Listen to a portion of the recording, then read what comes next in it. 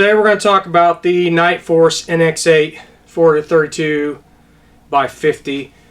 This one's in a MOAR with minute turrets. I've had this for quite a few months now. I've been shooting it on my main rifle, hunting rifle, for the past several months. I started off with a 223, did some testing. I did all my tracking, or most of my official tracking, on the 223. I just didn't have time to get it set up and do on my jig that I've made for tracking. So all the mechanical tracking or the tracking testing was done with rifles. Like I said, a majority of the official testing was done with a 223. That's very accurate. And then I've moved it over here to my hunting rifle. So we'll talk about the specs later. We're just going to talk about the performance and my thoughts on it to start with. So it is, like I said, the Nightforce NX8, and that is the 8x zoom. It's a 4-32 on this one with a 50mm objective. It is a little bit shorter than the NXS and the bigger ATAC Rs. And probably my favorite thing, or one of the important things to me about the scope, is the fact that it's a little bit lighter. And I know that we're counting ounces, but for my style of hunting, it adds up. Now, there is a point where you go too light and the equipment just doesn't work for what I require. So there's always a trade-off, and I think we're narrowing down on where that balance is with the NX8. The spec on it is 28.6 ounces. It is right around 28.5 ounces, and I'll retouch on those specs here in a little bit. As far as the most important things to me are the reliability and the repeatability of the turrets, bar none. This is a Nightforce. I don't think anyone would be surprised. The tracking on it was spot on. It returned to zero. I've lost track of how many times I've dialed it up and down. It always returns to zero. The clicks are always giving me, on this particular model, exactly what I dial. So every click is a quarter minute, and that's exactly what I got in the testing. Again, it was repeatable both in windage and in elevation, and always returned to zero. Bar none, that is the most important thing to me. When I go to dial for an animal in the field, it's got to put the bullet where I think it's going to go. It doesn't matter how accurate your rifle is or how precise your rifle is, I guess, if the scope will not allow it to be accurate.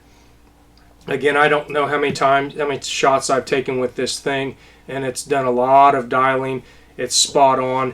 Again, in the official testing and then in the field testing and actual use, the way we would use on a day-to-day basis, the performance was awesome.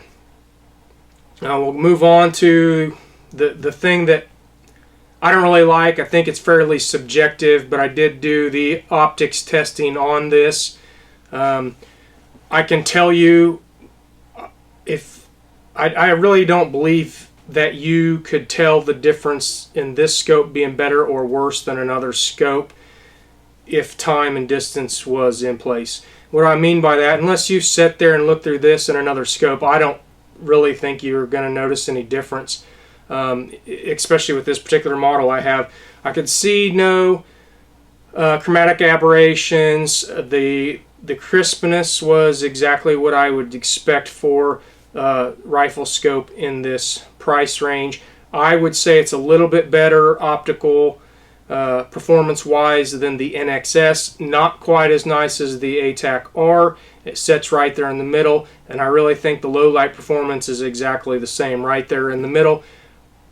I can't ever think of a situation or a shot opportunity that I would have missed due to bad glass, or at least any of the glass that I've looked at in a $1,000 to $3,500 scope.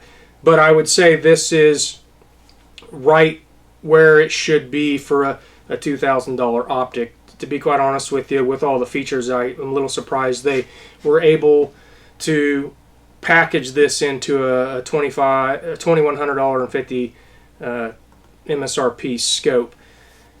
So the biggest things, it tracks. The glass is good. Like I said, it is, in my opinion, better than the NXS. Not quite as bad, not quite as good as the ATAC-R. It is a little more compact, and realistically, that's where most of the weight, if not all of the weight savings over the NXS came from. And it's right at 13.4 inches on the 4-32 by 50, and it's a real nice size. I mean, if you're looking for a little bit smaller, then the 2.5 to 20 may be the optic for you if you can afford to give up some of the magnification. And I've got one of those on order. It's been on back order. We will follow up with a video talking about the differences in the 432 and the 2.5 to 20. So it's got the MOA R reticle in this. I find it to be a very helpful, very useful, very functional reticle for hunting conditions. I really like the fact that the subtensions are all at 1 minute. It makes the math simple for me in my head. They do have some other options that I will mention here in a little bit if you're a mill guy.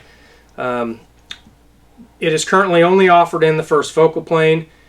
I personally am indifferent to second focal plane versus first focal plane, but I do like the ability to dial this down and not have to worry about figuring up what the math change was in the reticle. And with the 4-32, there are going to be a lot of situations where you might not be able to use the 32 power. I can think of,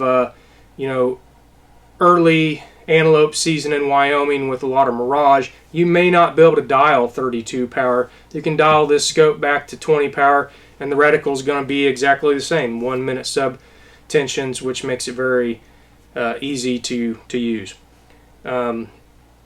So we've talked about the turrets and their performance. We talked about the optical quality. Talked a little bit about the weight. Let's go ahead and do drop in here, and I'll talk about the turrets more specifically and take a little bit closer look at them.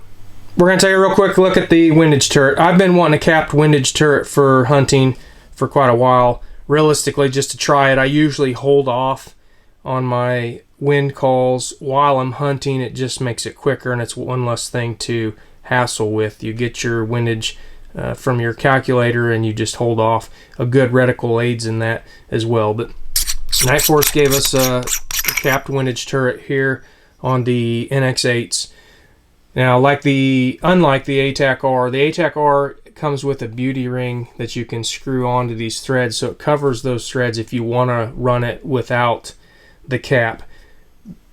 The NX8 does not have that. It is not an option. So if you want to run it without the cap, you're just going to have to deal with looking at these threads. Not a big deal. Now, as far as the turret assembly itself, this is the best by far capped windage turret I've ever used, and I'm talking about a real capped windage. There aren't a lot out there for scopes in this price range, or scopes I would consider suitable for long range. But it is a little bit smaller turret than the elevation turret, but the clicks are very positive.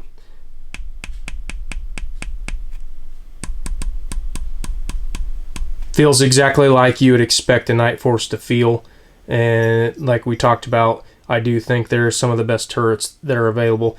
It's basically just a miniature Nightforce turret with great clicks.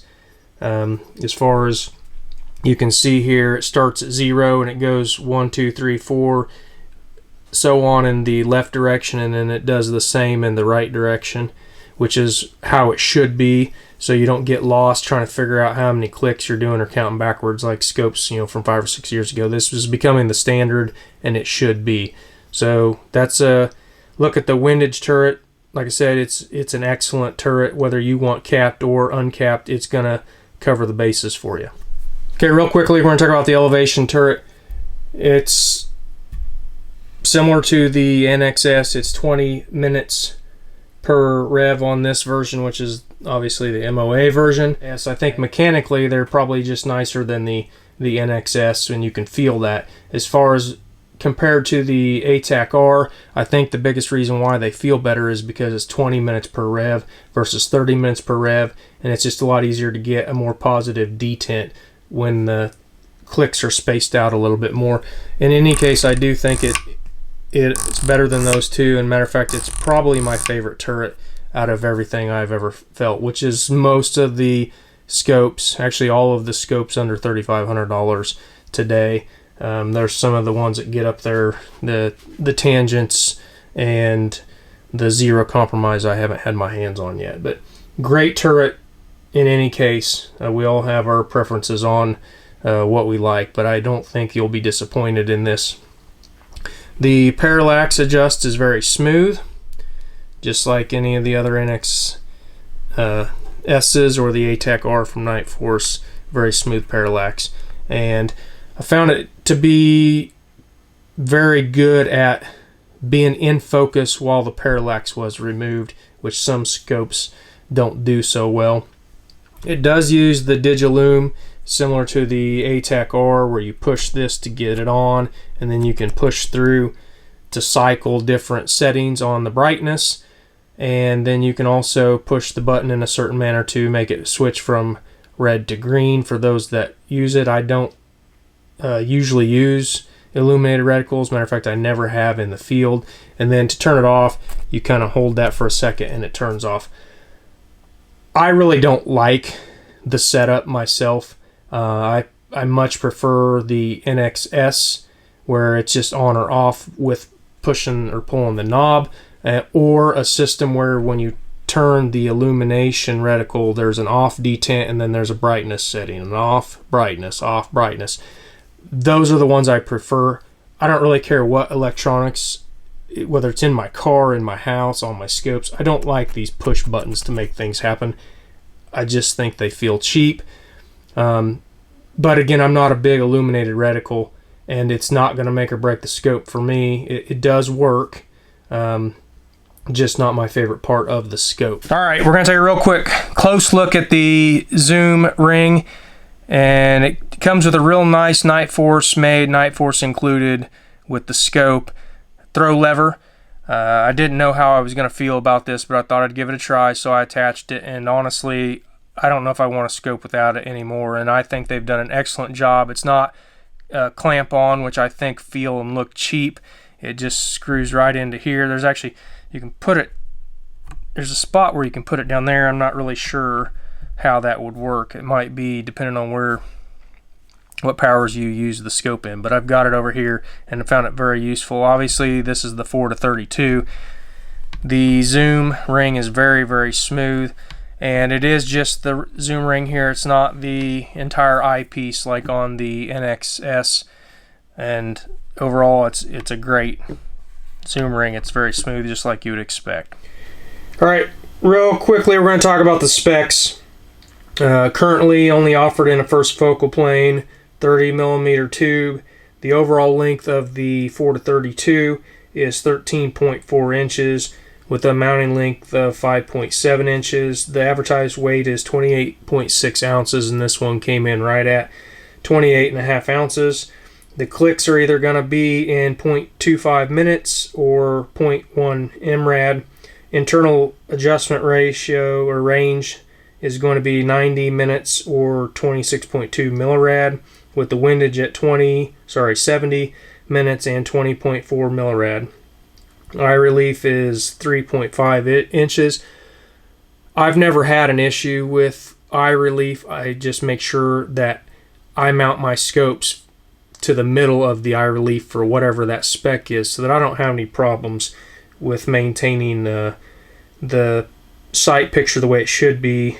And it always ensures that you have a good cheek weld. So there's a lot of people that are worried about eye relief. I would say that's pretty much average.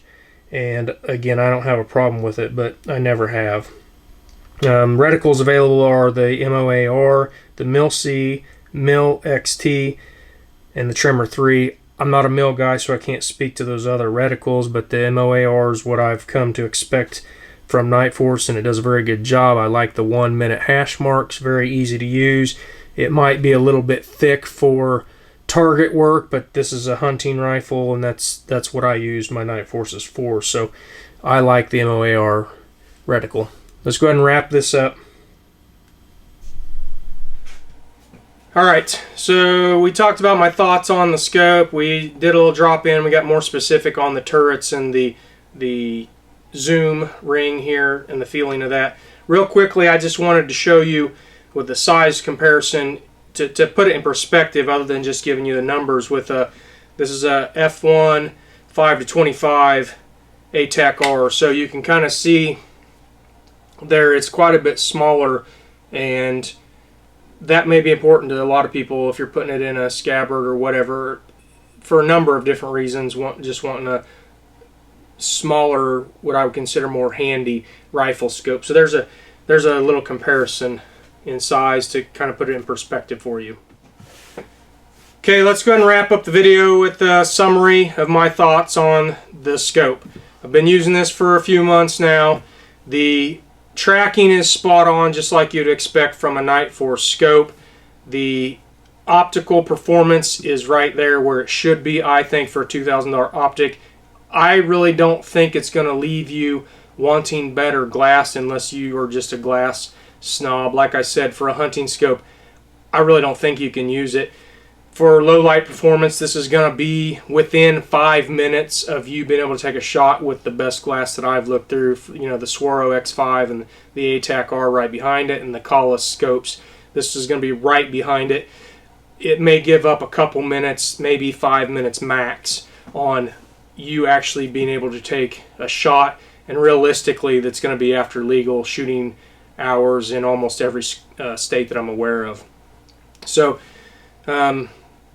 the weight is real nice. They've shaved off a couple more ounces. The compact size I can really appreciate, and it really doesn't leave a lot for me to desire. The illuminated reticle use, I think, could be better. I probably won't use the illuminated reticle very often, so it's not going to make or break the scope for me in the least. The turrets, the smaller package, the fact that it's a couple more ounces less than the NXS. I like the fact that it has a first focal plane, especially for the 4 to 32. When I can't use the 32, I can just dial it down, and I still have a 1 MOA reticle without having to do any math. Overall, this is probably my favorite scope that I've ever used for hunting purposes. So if you're looking for a scope in that $2,000 price range, you place durability and actual tracking functions above all else, but you still want some good glass, the Nightforce is never going to let you down. You'd be very happy with this scope, I'm sure. So please like the video, subscribe to our YouTube channel, head on over to longrangeonly.com. We'll have a link to the video. You can ask any questions on the forum. If you're not a member, go ahead and take a few seconds, sign up. It's quick, it's easy, it's free. We'd love to have you, and I think that you would enjoy the site. Again, thanks for watching the video. Have a great day.